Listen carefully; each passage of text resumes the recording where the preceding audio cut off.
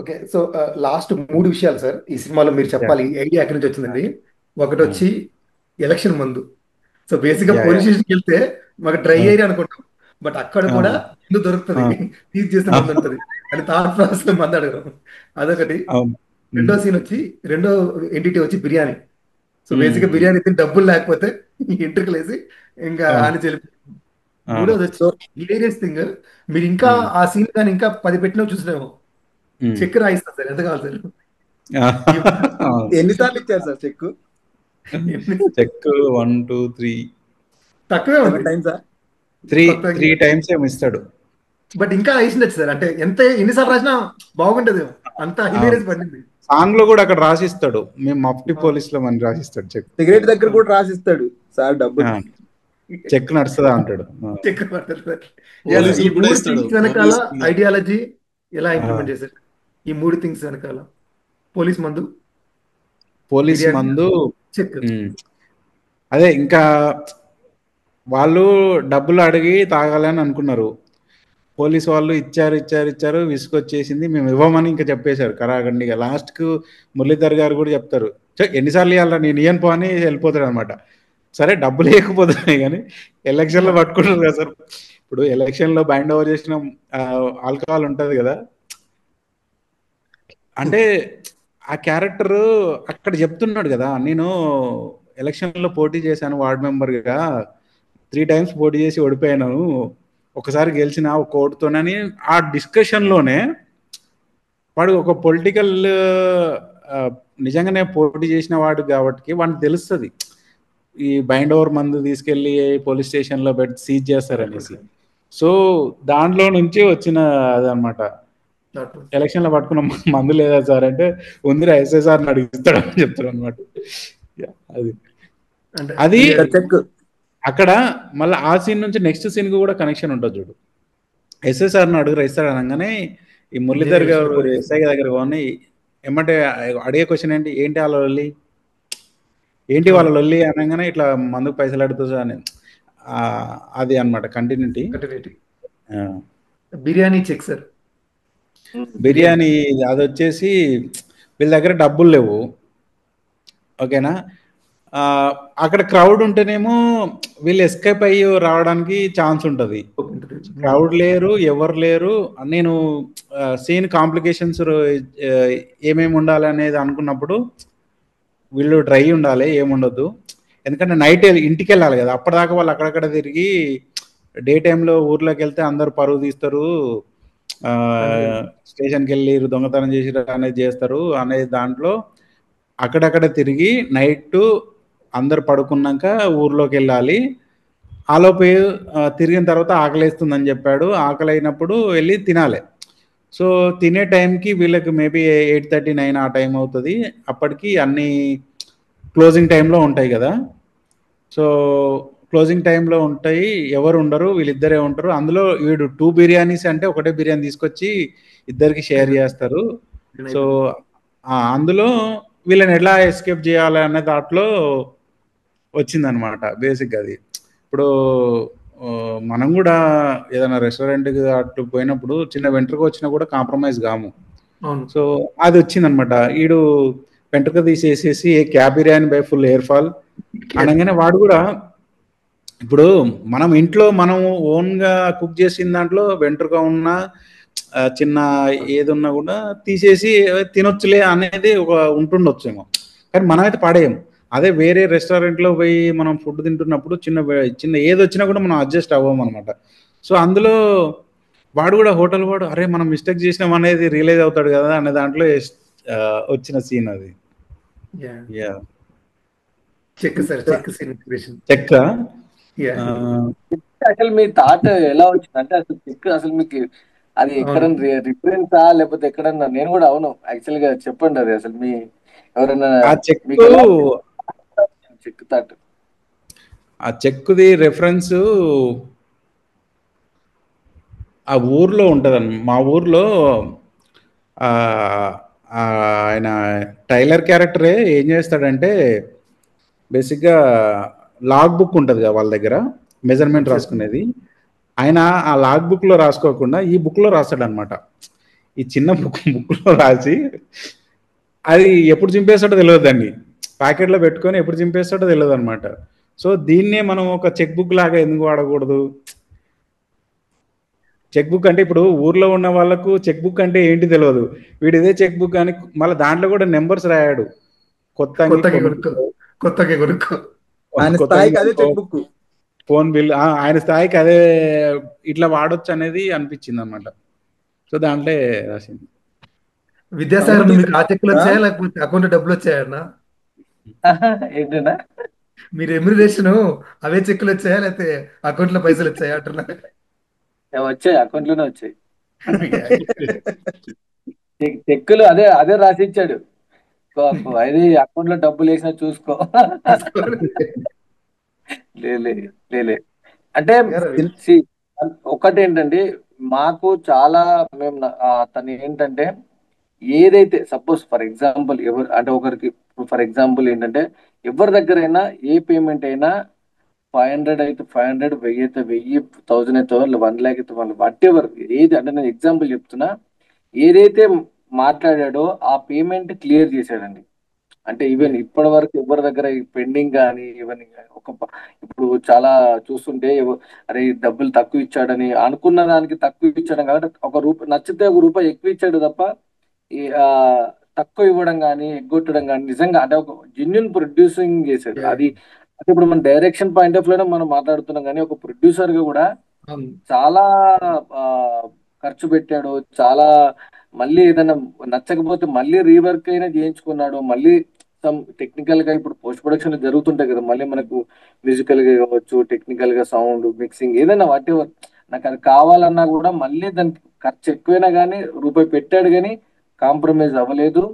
So cinema అదే క్వాలిటీతో మేము అంత కాన్ఫిడెంట్ తోటి అందుకే మేము కాన్ఫిడెంట్ ఉన్నాం. అందుకే అరే ఇతను ఎంత ఖర్చు ఇప్పుడు చాలా రిలీజ్ కి వచ్చేసరికి చాలా ఆ చిన్న డీటెయిల్స్ కోసం కూడా ఆపేసుకుంటారు వాళ్ళకి డబ్బులు లేక, ఎందుకంటే ఆర్థికంగా అందరికి ఉండాలని లేదు కదా.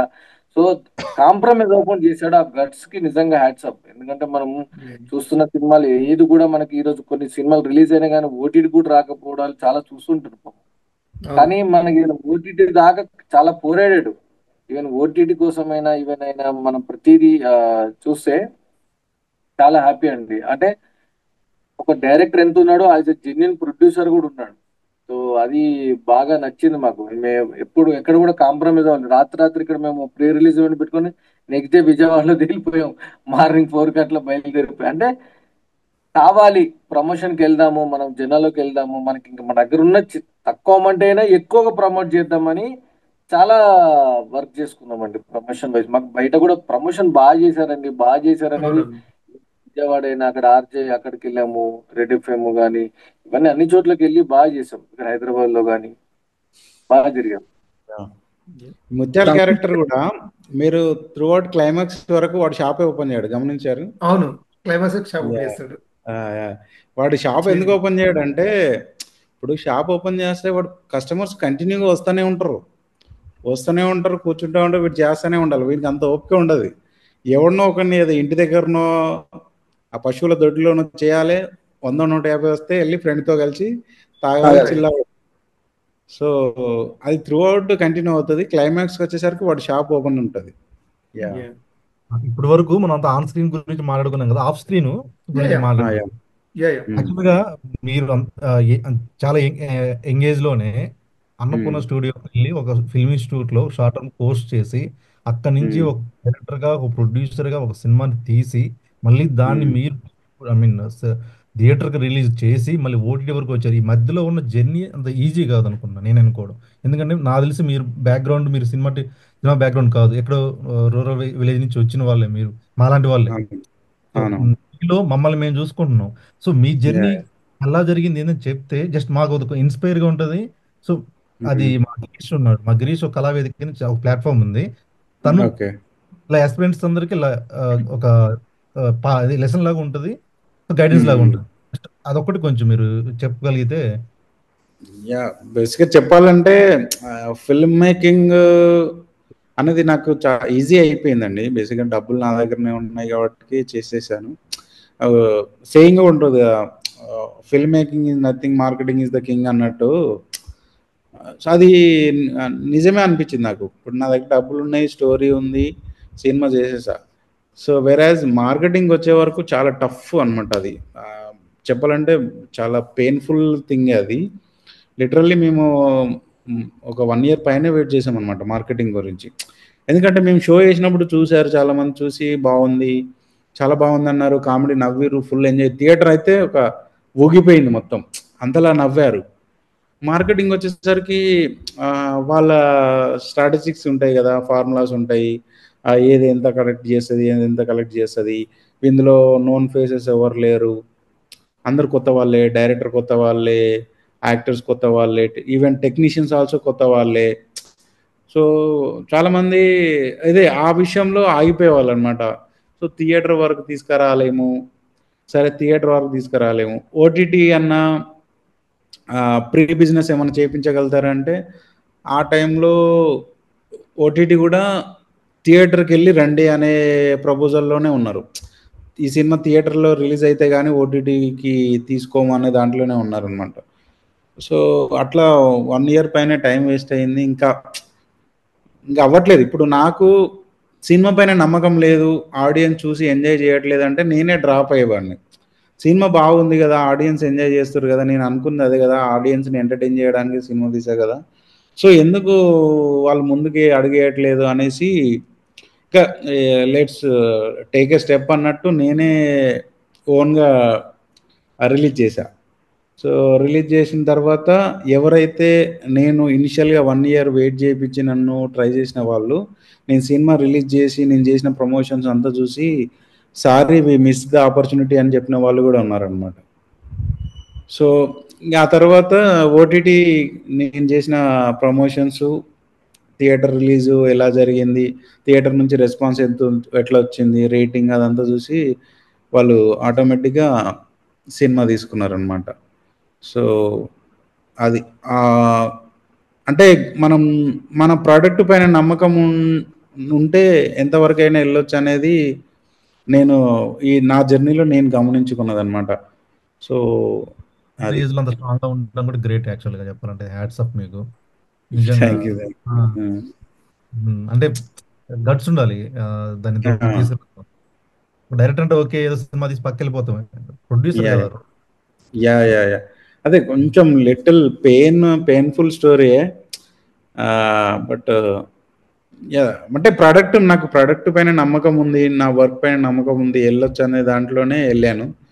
యా లక్కీలీ వర్కౌట్ అయింది అనమాట. ఇంకంతా ఓవరాల్ గా చూసుకుంటే మీకు ఎంత నమ్మకం ఉందో దానికి కష్టం కూడా అంతే పడినట్టుగానే మాకు కనిపిస్తుంది. ఎందుకంటే ఇప్పుడు మీరు చెప్పినట్లు ఇప్పుడు యాక్చువల్గా మనం తీసుకుంటే సీన్ మూవీ ఆ కంటిన్యూటీ, వాళ్ళ దగ్గర యాక్టర్స్ దగ్గర చేయించిన పెర్ఫార్మెన్సెస్ కానీ, సో అక్కడ ఒక విలేజ్ అంబియన్స్ లో అక్కడున్న లోకల్ పీపుల్, అక్కడున్న సరౌండింగ్స్ ని వాడుకునేసి అక్కడున్న లోకల్ పీపుల్ ని కూడా వాడుకొని చేసిన సీన్స్ అన్నీ ఉన్నాయంటే దాని వెనకాల లాడ్ ఆఫ్ ప్రిపరేషన్ అనేది మనకి, మన రిహార్సల్స్ కానీ ఆ ప్రిపరేషన్ అనేది మన ముందు చేసిన వర్క్ ఏదైతే ఉందో అది మనం ఎంత కష్టపడ్డాం అనేది కొట్టొచ్చినట్టు కనిపిస్తుంది.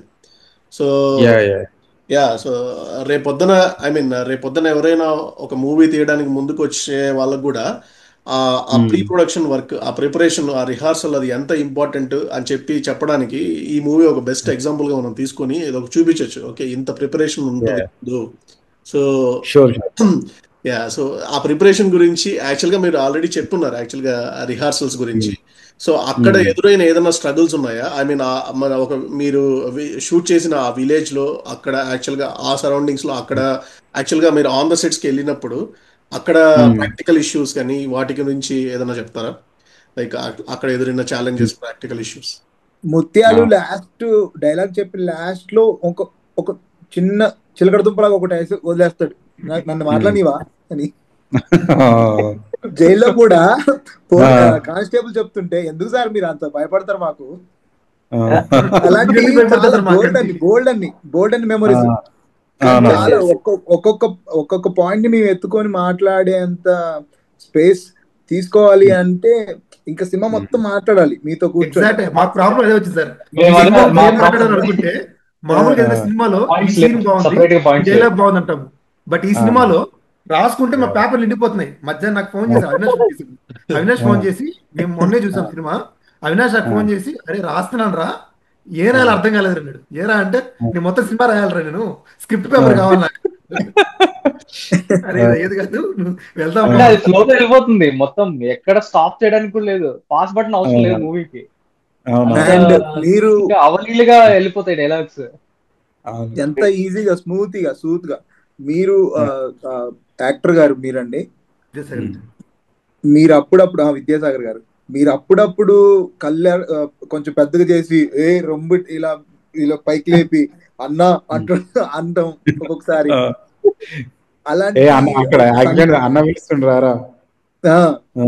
అలాంటి సందర్భాల్లో వచ్చినప్పుడు నిజంగా ఎంత నవ్వించారంటే మీ క్యారెక్టర్ త్రూ ఖచ్చితంగా మీరు చేస్తేనే ఈ పాత్రకి ఇంత అందం వచ్చిద్ది అని నమ్మే మమ్మల్ని అందరినీ ఆ మైకంలో పడేశారు అనమాట. అంటే మీరు మీ ఫేస్ ఇన్నోసెన్స్ పెట్టడం, ఒక్కొక్కసారి బాధగా పెట్టడం, మీకు ఎంత ఇన్పుట్ ఇచ్చారో శంకర్ గారు అంతకి 10 రెట్లు మీరు ఇచ్చారు ఈ సినిమాకి. మీలో ఉన్న తపనని చూపించారు, మాకు అది నచ్చింది బాగా. వాళ్ళ యాక్టింగ్ గురించి చెప్పాలంటే సినిమా స్టార్టింగ్ అప్పుడు వీళ్ళేం యాక్టర్స్ రా అనిపిస్తుంది, సినిమా అయిపోయిన తర్వాత వీళ్ళు యాక్టర్స్ రా అనిపిస్తుంది అనమాట. అలా చేశారు అనమాట. విద్యాసాగర్ గారు ఒక్క సీన్ అండి, అది స్పాంటేనియస్ లేదంటే అలా పండిందో తెలియదు కానీ, ఫస్ట్ ఎదేంటి ఆవిడని చూసేటప్పుడు ఒక కాన్వర్సేషన్ జరుగుతున్నప్పుడు మధ్యలో బయట వేసుకుని ఒక అతను వస్తాడు, ఆయన కొట్టడానికి కట్టే తీసుకుంటాడు. మీరు కత్తి తీసుకున్నప్పుడు కింద పడిపోతుంది, అది కింద పడిపోతుంది, చేతికి అందదు. అది స్పాంటేనియస్ గా జరిగిందా లేదంటే అది అనుకున్న సీనా? అంటే చాలా స్పాంటేనియస్ గానే జరిగింది, చేసింది అది. ఎందుకంటే అది అంటే ఇప్పుడు అంటే వెంటనే అక్కడ రెడీగా ఉన్నాం కదా, ఇప్పుడు రెడీగా కాకుండా బట్ స్పాంటేనియస్ గా బాగా వర్కౌట్ అయింది అది. దట్టు మళ్ళీ వాడిని అది నిజంగా ఆడు బైక్ పడింది, ఏడు పడింది, కిక్ పడట్లేదు, లాస్ట్ ఏడు పడింది. అంటే ఇక్కడ మేము ఒకటే అనుకున్నాం, అంటే మనకు యాక్టింగ్ చేసినట్టు కాకుండా కొంచెం రియాలిటీగా చెయ్యాలి. అంటే ఏదో ఒక ఇప్పుడు మూతి మీద కొట్టడం కావచ్చు, అంటే తగిలింది, నువ్వు తగిలింది పక్కకు పెట్టు, నువ్వు ఫస్ట్ నువ్వు యాక్టింగ్ అవన్నీ తర్వాత చూసుకుందాం, నువ్వు కొట్టు పర్వాలేదు.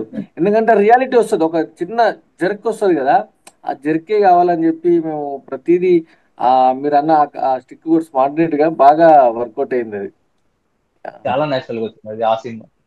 థ్యాంక్ యూ, అసలు చాలా హ్యాపీ.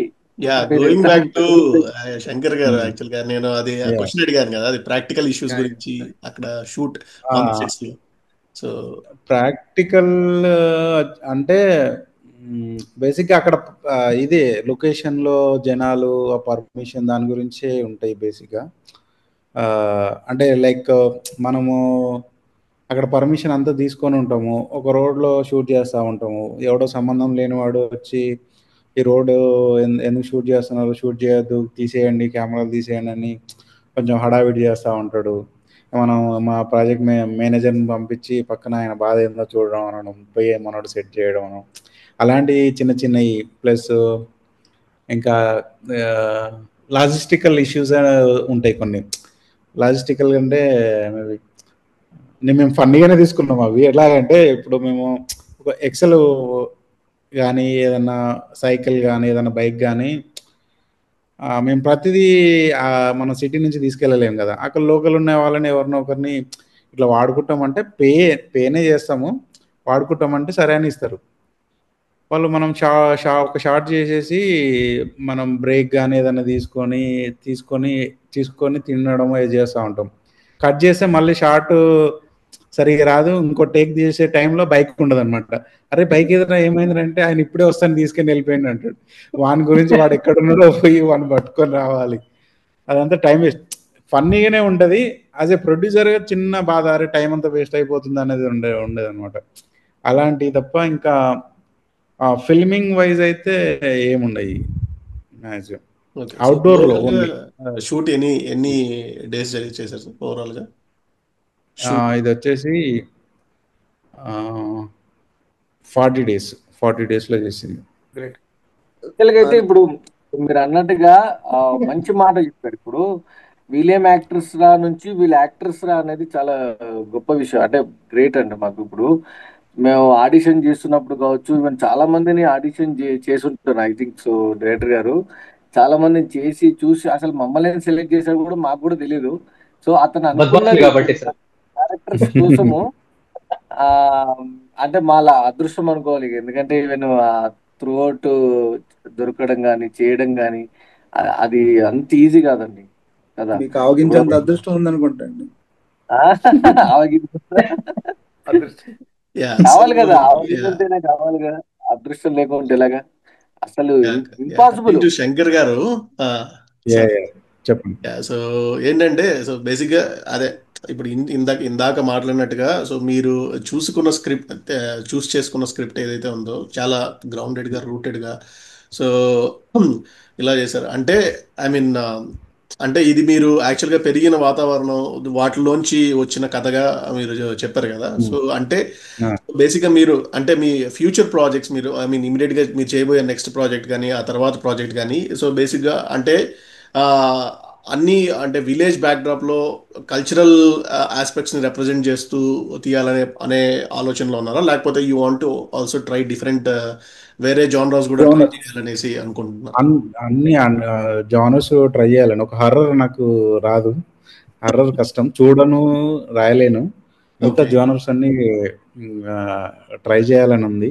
నెక్స్ట్ రొమాంటిక్ కామెడీ ఒకటి రెడీ ఉంది. దాన్ని ప్రాజెక్ట్ లాక్ అవ్వలేదు, స్క్రిప్ట్ అయింది, ఇంకా నరేషన్ ఓన్ ప్రొడక్షన్ లేకపోతే మళ్ళీ ఈసారి లేదు. ఈసారి ఏమంటే మళ్ళీ కంటిన్యూగా రిస్క్ చేయలేను. రిస్క్ ఇన్ ద సెన్స్ అంటే ఫైనాన్షియల్ గా అని కాదు, కొంచెం స్ట్రెస్ ఉంటుంది. బేసిక్ గా సినిమానంతా వేయడం మామూలు విషయం కాదు.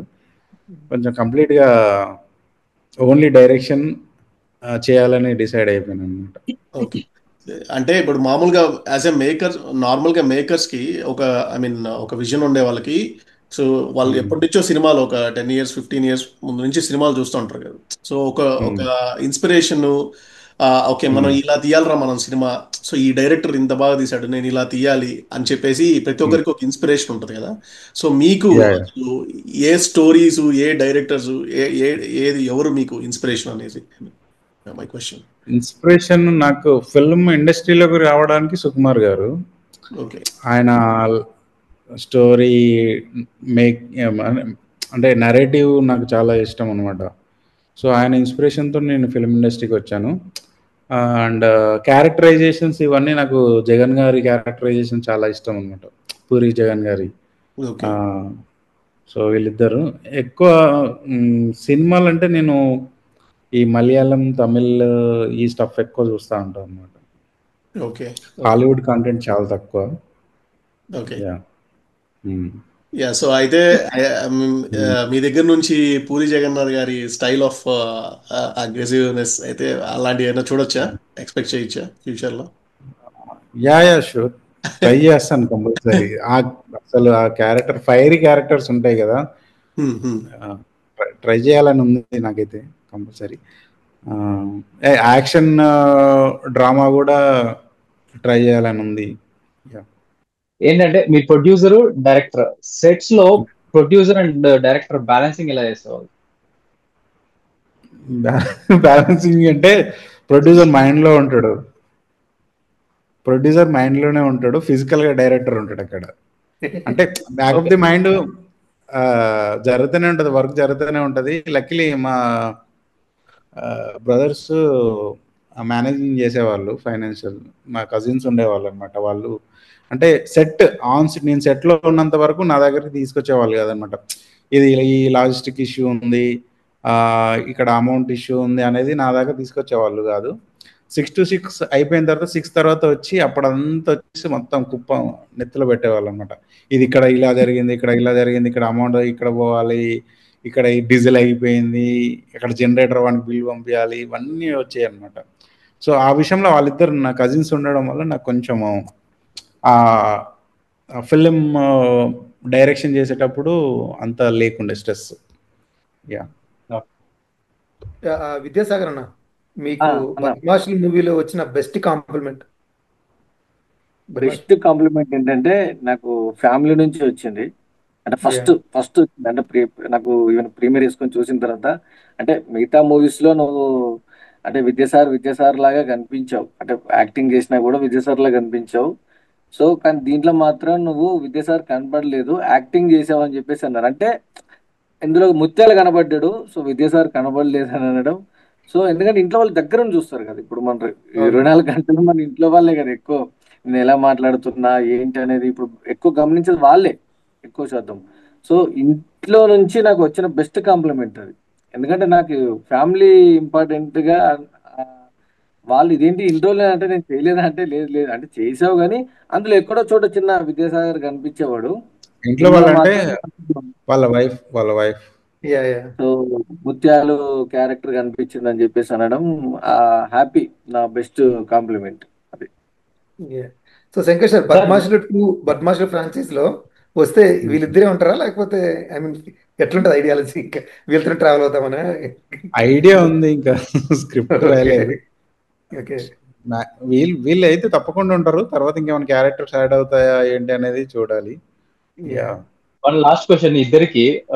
అయ్యా నేను ఒకే ఆన్సర్ ఎక్స్పెక్ట్ చేస్తాను, బట్ ఎలా వస్తాయో చూద్దాము. మీరు సెట్స్ మీద ఆ, ఒక సీన్ ఏదైనా ఎక్కువ రీటేక్లు చేసింది అంటే అది బాగా రాక కాదు, నవ్వు ఎక్కువ అయ్యి అలాంటిది ఏమన్నా? డాన్స్. అదే మన వాళ్ళ వైఫ్ దగ్గరికి స్టిక్ తీసుకొని వెళ్తాడు కదా, లాఠీ తీసుకొని. అవును. పోలీస్ స్టేషన్ లో పెట్టిన తర్వాత వాళ్ళ వైఫ్స్ వచ్చి జర భయం చెప్పి పంపించండి సార్ అనగానే, ఏంది భయం చెప్పి పంపించాలా మాకు అనేసి తిరుపతి లాఠీ పట్టుకొని వచ్చి కొట్టడానికి వెళ్తుంటే ముత్యాలు అంటాడు, ఏ కొట్ట కన్నా స్టేషన్ లో కొడితే బాగుండదు అని అంటే, మనోడు ఇట్లా లేపి కొట్టడానికి వెళ్ళి వాళ్ళ వైఫ్ సీరియస్ చూడని ఖర్చులకు డబ్బులు ఇచ్చిపోరాదంట.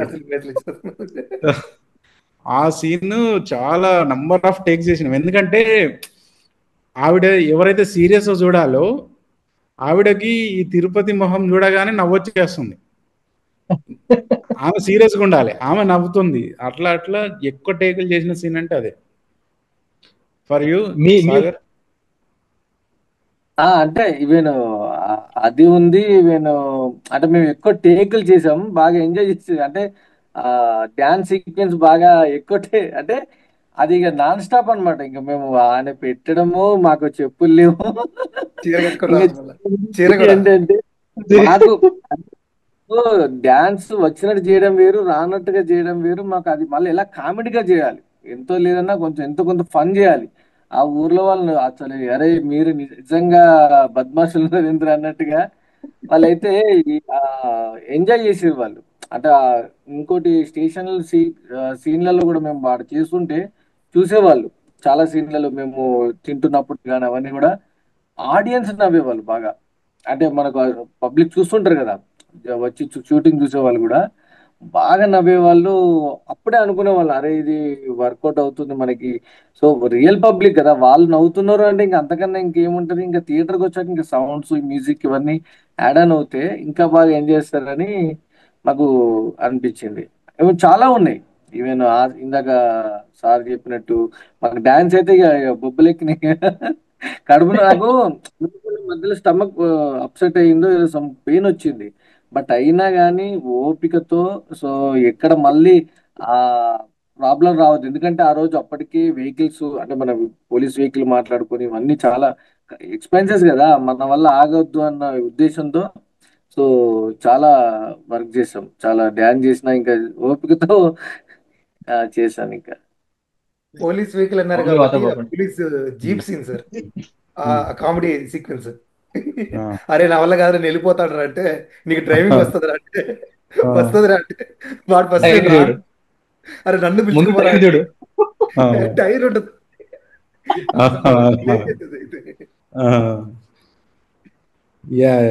ఈవెన్ ఇది నాకు నా క్వశ్చన్ ఏంటంటే మీకు అంటే మీరు ఇప్పుడు నెక్స్ట్ సీన్ ఇలా వస్తుందని ఏమైనా ఎక్స్పెక్ట్ చేశారా? అంటే ఇప్పుడు ఇలా రెగ్యులర్ మీరు చూస్తున్నారు కదా, నెక్స్ట్ ఈ డైలాగ్ వస్తుందనో లేకపోతే ఈ సీన్ ఇలా జరగబోతుందనో, అరే ఇప్పుడు నెక్స్ట్ ఇదే జరుగుతుంది మనం గెస్ చేస్తుంటాం. చాలా సినిమాల్లో మనం చూస్తుంటే గెస్ చేసే ఛాన్స్ ఉంది, ఎందుకంటే మన సినిమా లవర్స్ కాబట్టి. సో అలా ఏమైనా గెస్ చేసినవి ఉన్నాయా? గెస్ చేయకుండా మీరు అంటే సర్ప్రైజ్ అయిన సీన్స్ ఏమైనా ఉన్నాయా మీకు అనిపించినాయి? నా వర్క్ వచ్చి కంప్యూటర్ పోయిద్ది, ఎవరికి అమ్ముతారో తెలియదు, లాస్ట్ లో ఆడు వాళ్ళ ఫ్రెండ్ పేరు చెప్తాడు, ఆడేమో తిరుపతిలో ఉంటాడు. సో కంప్యూటర్ గురించి తెలిసిన వాళ్ళే అలాంటి పల్లెటూరులో ఉంటారు కొంతమంది, చాలా కొంతమంది. సో వచ్చి చేస్తా ఉంటాడు, అరే ఇంకొకటి ఏడ్రా మీరిద్దరే వచ్చారంటే ఆడు దొడ్డికి పోయింది సార్ అంటారు మీరు. అప్పుడు థియేటర్ తిరుపతి అని ఒక ఎక్స్ప్రెషన్ ఎత్తుడు. సో ఆ తర్వాత ఈయన కాన్సన్ట్రేటెడ్ గా పని చేయని కంప్యూటర్ మీద కూర్చొని కొడతా ఉంటాడు. మనోడు వచ్చి వెంటనే ఫేస్ లో ఆ గ్లో వస్తుంది, అది దొరికేసాడు రా దొంగ అని. ఆ కంప్యూటర్ నాకెందుకు వద్దు, చాలా వైరస్ పడేసిన నేను అని 10,000 ఇచ్చాయంటే మీరు అంటారు నేను 7,000 ఇస్తా అంటారు మీరు. నేను 7,000 ఇస్తా అంటే పోలీస్ వచ్చి అనగా అంత సైలెంట్ అయిపోద్ది. ఆ సీన్ అయితే నేను అనుకున్నాను, అంటే మెటాఫరిక్ గా ఏదో జరుగుతుంది ఇక్కడ, కానీ అక్కడెక్కడే తిప్పుతున్నారా దొరకట్లేదు మనకి. 3 సార్లు చూశాను, 3సారి తెలిసిపోయింది నాకు. నాకైతే మూవీ ట్రావెల్లో అంటే ఒక సినిమా మామూలు మనం చూసేటప్పుడు నెక్స్ట్ ఏం జరుగుతుంది జడ్జ్మెంట్ చేస్తూ వస్తాం. బట్ ఈ సినిమాలో ఆ జడ్జ్మెంట్ చేయడానికి ఆలోచించడానికి టైం ఇవ్వలేదు అనమాట. సో పటాపట్ పోతూనే ఉండదు. మీరు అన్నట్టు పోలీస్ స్టేషన్ సీన్ ఎప్పుడైతే స్టార్ట్ అయిందో అంటే మేబీ ఇక్కడ నుంచి మూవీ ఆర్క్ అనేది మారుతుందేమో, కామెడీ తగ్గి కొంచెం సీరియస్ నోట్ అయితే వెళ్తాను అనిపించింది. బట్ పోలీస్ స్టేషన్ అంత రేంజ్ లో వాడిన తర్వాత దయచేసి మమ్మల్ని ఎక్కడ ఏడిపించద్దని ట్రాక్ మార్చదండి, నవ్విచ్చే పంపించాను అనుకున్నాము. సో అనుకున్నట్టుగానే నవ్విచ్చే పంపించారు సార్ యాక్చువల్ మూవీ మొత్తం. నాకు ఒక సీన్ కంప్యూటర్ ఎవరు దొంగతనం చేశారనే క్వశ్చన్ వచ్చినప్పుడు నెక్స్ట్ సీన్ దరువు వేసుకుంటూ వస్తాడు ఎడ్డి. ఆ దరువు వేసుకుంటూ వచ్చినప్పుడు తిరుపతి ఫేస్ లో ఎక్స్ప్రెషన్ తెలిసిపోతుంది, అరే దొరికిపోయామేమో, ఇది ఇంతవరకు బయటికి రాలేదు, దీంతో ఇప్పుడు దొరికిపోయామేమో. సో ఆ సీన్ లో అనిపించింది ఓకే దొంగలు వీళ్ళే, నెక్స్ట్ రివీలింగ్ ఎప్పుడు అనేసి వెయిట్ చేశాను అదొక సీన్ కి. అది వాంటెడ్ గాని ఇంకా చెప్పడానికి ఏం లేదు, మళ్ళీ వీళ్ళ గురించి వెతుకుతా ఉన్నారు కాబట్టి వీళ్ళే అనుకుంటారేమో అనే దాంట్లో కొంచెం ఓపెన్, ఇప్పుడు ఆడియన్కే చెప్పేదాం, నేను ఎక్స్ప్రెషన్ లో చెప్దాం అనేది చేసాం. ఎందుకంటే వాడు రివీల్ చేసేంత వరకు ఆడియన్ హోల్డ్ చేయాలంటే చాలా కష్టం కదా. సో ఆ పాయింట్ లో చిన్న వీళ్ళ ఎక్స్ప్రెషన్ లో చెప్దాం అనేసి చెప్పాం. నేను చెప్పిన సీన్ లోనే ఫస్ట్ లో సీసీ కెమెరాలు చూద్దాం అనుకుంటారు, వెళ్ళి అక్కడ అరే వీడి ముఖం కనపడట్లేదు అంటారా అంటే మొత్తం నువ్వే ఉన్నవరా అంటే నీ పక్క జరుగుతున్నా అంటే నువ్వు ఇక్కడ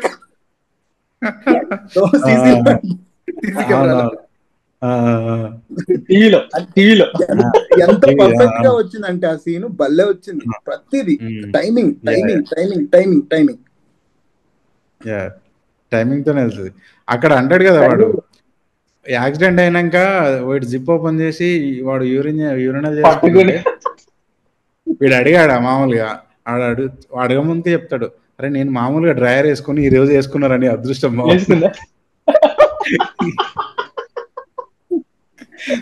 మామూలు వేసుకోడు, నేను ఈ రోజు వేసుకున్నారని అదృష్టం బాగుంది అంటాడు అనమాట.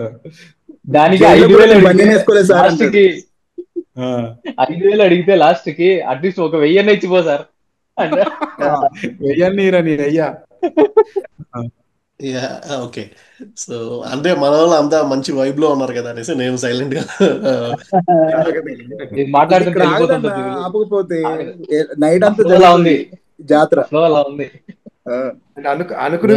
బేసిక్గా మేము చాలా ఆఫీసులలో ఇలాగ హవర్స్ టైం స్పెండ్ చేసాం సినిమా పైన, ఎడిటింగ్ టేబుల్ దగ్గర కానీ మ్యూజిక్ దగ్గర, ఈవెన్ సౌండ్ మిక్స్ దగ్గర కూడా.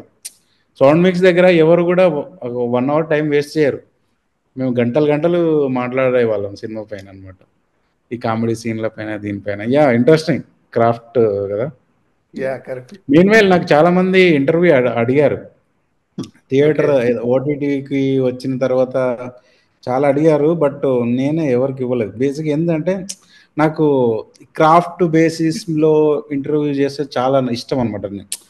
అంటే నాకు తెలిసింది నేను చెప్పడము, మీకు తెలిసింది మీరు చెప్పడము, అసలు వర్క్ ఏంటిది అనేది. ఇప్పుడు మీరు అడిగే క్వశ్చన్ చూస్తే వీళ్ళకు సినిమా నాలెడ్జ్ ఉంది, వీళ్ళు బాగానే సినిమాలో ఉన్న డెప్త్ను అర్థం చేసుకోగలరు అనేది తెలిసిపోతుంది. కొన్ని ఇంటర్వ్యూస్ ఎలా ఉంటాయంటే వాడు బేసిక్ అడుగుతాడు, నువ్వు ఏడ పుట్టినావు, ఏడ పెరిగినావు, మీ అన్నదమ్ములు ఎంతమంది, ఇవన్నీ ఎందుకు? మనం క్రాఫ్ట్ మ్యాన్ సినిమా తీయడానికి వచ్చాము, దాని బేసిస్లో క్వశ్చన్స్ అడితే బాగుంటాయని. Yeah, you guys well, very well. Thank you. So అంటే స్టార్టింగ్ మీరు కొంచెం స్ట్రిక్ట్ గా ఉంటే నేను కొంచెం ఫంక్ అయ్యాను అనమాట. ఇదేంటిది మనం మన అనుకున్న వైపు డిఫరెంట్ ఉంది, ఇదేదో ఇది వెళ్ళేటట్లేదు, చూద్దాం ఎట్లా కొంచెం ఐడియల్ ప్రాబ్లం ఉంటుంది, స్టార్టింగ్ ప్రాబ్లం ఉంటుంది. ఇప్పుడు వేడెక్కిస్తారు అందరికి. క్వశ్చన్ ఏం లేదు. సో బేసిక్ గా మన ఆడియన్స్ అంతా కూడా ఆస్పైరింగ్ మూవీ మేకర్స్ కానీ, లేకపోతే మూవీలోకి ఎంటర్ అవ్వాలి ఇలా అనుకునే వాళ్ళు. సో బేసిక్ గా మన ఏంటంటే ఇంటర్వ్యూలో ప్రతి డైరెక్టర్ వాళ్ళని అడుగుతాం అనమాట ఒక జనరిక్ క్వశ్చన్ ఏంటంటే, సో అప్కమింగ్ రైటర్స్ కానీ డైరెక్టర్స్ కానీ, ఐ మీన్ ఒక రైటర్ అవ్వాలనుకున్న వ్యక్తికి కానీ, ఒక డైరెక్టర్ అవ్వాలనుకున్న వ్యక్తికి కానీ, సో మీరిచ్చే ఒక సజెషన్, సో ఎలా ముందుకెళ్ళాలి, ఒక ప్రొడక్షన్ హౌస్ వరకు దాన్ని ఎలా, ఐ మీన్ ప్రొడక్షన్ వరకు ఎలా తీసుకెళ్ళి పిచ్ చేయాలి అంటే దానికి ముందు ప్రీ ప్రిపరేషన్. సో ఒక డైరెక్టర్గా వెళ్ళడానికి మీ సైడ్ నుంచి మీరు ఇచ్చే ఒక ఇన్పుట్ కానీ సజెషన్ కానీ అప్కమింగ్ వాళ్ళకి. నేను ఇచ్చే ఐడియా ఏంటంటే, ఇప్పుడు మీరు ఒక స్టోరీని నమ్మి అంటే కష్టపడి ఇష్టంగానే రాసుకుంటారు, ఇష్టపడి నమ్మి బాగుంది అని రాసుకున్న స్టోరీని ఒక ప్రొడక్షన్ హౌస్ దగ్గరికి వెళ్ళి కానీ, లేదా ఒక హీరో దగ్గరికి వెళ్ళి కానీ చెప్పినప్పుడు ఫస్ట్ నరేషన్లో వాడు ఇంప్రెస్ అయ్యి అవ్వకపోవచ్చు, but don't get disappointed. So ఒకనికి నచ్చని కథ సెకండ్ ఇంకో హీరో కానీ ఇంకో ప్రొడక్షన్ హౌస్కి వెళ్తే నచ్చచ్చు. సో నీకు ఆ కథ పైన నమ్మకం ఉన్నంత వరకు నువ్వు ట్రై చేస్తూనే ఉండవు, ఏదో ఒక చోట నీకు ఆ ప్రొడక్షన్ హౌస్ కానీ ఆ హీరో కానీ నచ్చి ఆ ప్రాజెక్ట్ ఫిల్మ్ లాగా కన్వర్ట్ అవుతుంది. కానీ ఏదో ఒక్క ట్రై, ఏమంటారు, నామకే వాస్తు ఒక ట్రై చేద్దాము అయితే అయ్యింది, లేదని మాత్రం ట్రై చేయకూడదు. అలా ఉన్న వాళ్ళు వచ్చి కూడా యూజ్ ఉండదని నా పాయింట్. ఎందుకంటే నాకు ఒక ఫిల్మ్ తీసి రిలీజ్ చేయడానికి 3 years టైం పట్టింది. సో పేషెన్సీ ఉండాలి, సక్సెస్ అయ్యేంత వరకు ట్రై చేస్తూనే ఉండాలి. ఏదో ఏమంటారు దాన్ని అడ్డుమారి గుడ్డు దెబ్బ ఒకటి కొట్టి చూద్దాం అయితే అయింది లేకపోతే లేదని మాత్రం అలాంటి వాళ్ళు ట్రై చేసి వేస్ట్ అనేది నాది సజెషన్ కాదు, నా ఐడియాలజీ అది.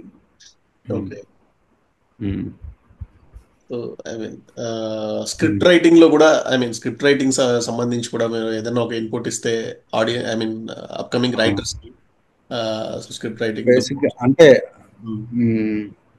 ఇన్పుట్ కాదు, నేను చేసింది ఏంటంటే, నేను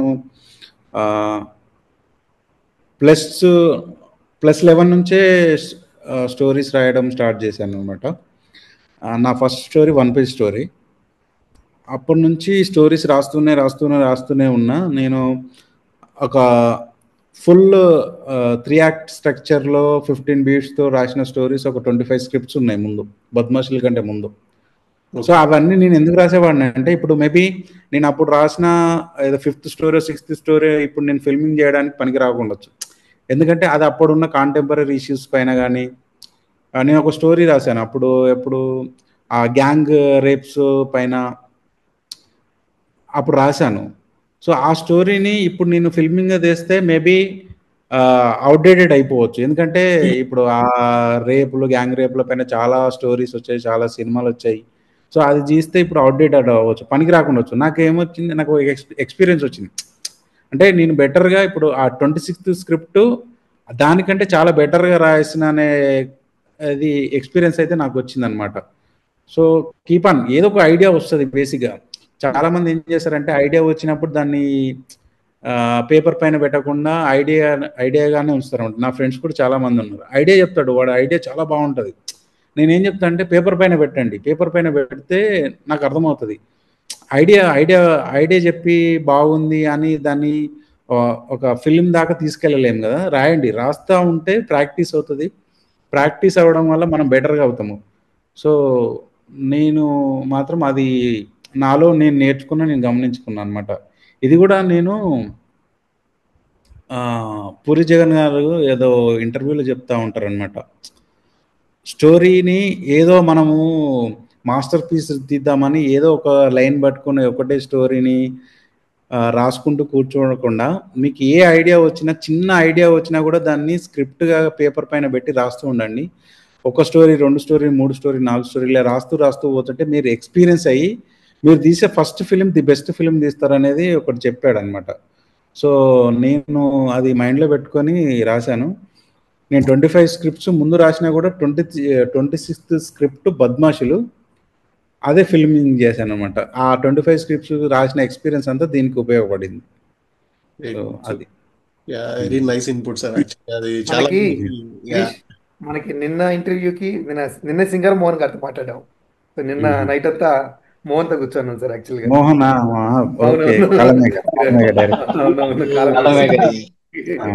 ఆయన ప్రొడ్యూసర్ కమ్ డైరెక్టర్ కాదు. నేను యాక్చువల్గా నాకు చెప్పాలనిపించింది. యాక్చువల్గా సింగర్ మోహన్ గారితో మాట్లాడినప్పుడు, ఇప్పుడు శంకర్ గారితో మాట్లాడినప్పుడు ఏమనిపిస్తుంది అంటే, సో మన ఐ మీన్ ఇప్పుడు వచ్చే దర్శకులు కానీ ఇప్పుడు ఉన్న వాళ్ళు ఏంటంటే, సో మనం ఒక పీరియడ్ ఆఫ్ టైంలో ఒక 2015-20 ఈ మధ్యలో ఏంటంటే ఒక కమర్షియల్ సబ్జెక్ట్ని పెట్టుకొని లేకపోతే ఒక టెంప్లెట్ పెట్టుకొని ఇలా సినిమాలు తీసి ఇవన్నీ దాటుకొని వస్తే, ఇప్పుడు యాక్చువల్గా అసలైన సినిమాలు అసలైన ఏంటంటే ఒక కథ చెప్పాలి అంటే మన కల్చర్ చెప్పాలి. ఇప్పుడు ఆ సినిమా హిట్టా ఫ్లాప్ దీంతో కాదు, నేను అనుకున్నది చెప్పగలుగుతున్నానా లేదా అని చెప్పేసి కాన్ఫిడెన్స్తో ఒక ధైర్యంతో ముందుకు వచ్చేసి వాళ్ళే ప్రొడ్యూస్ చేసుకొని సినిమా తీస్తున్నారు చూసా. అది సినిమా మీద ఉండే ప్యాషన్ చూపిస్తుంది. ప్లస్ దాంతోపాటు మన కల్చర్ని మనం ప్రతిబింబించాలి, మనం ముందుకు తీసుకెళ్ళాలి మన నెక్స్ట్ జనరేషన్స్కి మన కల్చర్. సో మనం రీసెంట్గా ఒక 1 వీక్ బ్యాక్ మేము ప్రవీణ పరచూరి గారితో మాట్లాడాం. ఏంటంటే చెప్పాలి. సో ఆమె ఐడియాలజీ కూడా ఏంటంటే, సో బేసిక్గా ఆమె ఏం చెప్తుందంటే, ఇప్పుడున్న సిచ్యువేషన్స్లో ఇప్పుడున్న కరెంట్ జనరేషన్ ఏంటంటే పుస్తకాలు చదివి మన కల్చర్ మన 80s 70s అంతకంటే ముందుది తెలుసుకోవడం అనేది ఇప్పుడు ఎవరు పుస్తకాలు చదవట్లేదు. మన కల్చర్ని రిప్రజెంట్ చేయడానికి బెస్ట్ మీడియం ఏదైనా ఉందంటే అది సినిమా మాత్రమే. సో కాబట్టి సినిమాని మనం ఎంత పాసిబుల్ అయితే అంతవరకు మన కల్చర్ని సినిమాలో చెప్పగలిగితే మన నెక్స్ట్ జనరేషన్స్కి మనం ఇలా బతికాంరా, మన కల్చర్ ఇలా ఉంది, మన పాస్ట్ ఇలా ఉంది అనే విషయం అర్థం అవుతుంది. సో ఇలా అంటే ఇప్పుడున్న డైరెక్టర్స్ కానీ రైటర్స్ కానీ వాళ్ళు చేసే ఈ ప్రయత్నం ఏదైతే ఉందో నిజంగా అది యాక్చువల్గా కుడోస్. నిన్న సింగర్ మోహన్ గారితో మాట్లాడినప్పుడు కూడా ఆయన ఒక తెలుగు భాషని ఆయన మొత్తం సినిమాలో ఆయన చెప్పిన విధానం అసలు నిజంగా నేను నిన్న కూడా ఆయనకి కుడోస్ చెప్పాను. Sir thank you so much అండి. మీరు ఎందుకంటే కొంతమందికి ఒక్క వ్యక్తికి ఇన్స్పైర్ చేసినా కూడా మీరు he will actually take it to next level తీసుకెళ్ళొచ్చేమో చెప్పలేము. సో మీరు కూడా అదే చేశారు.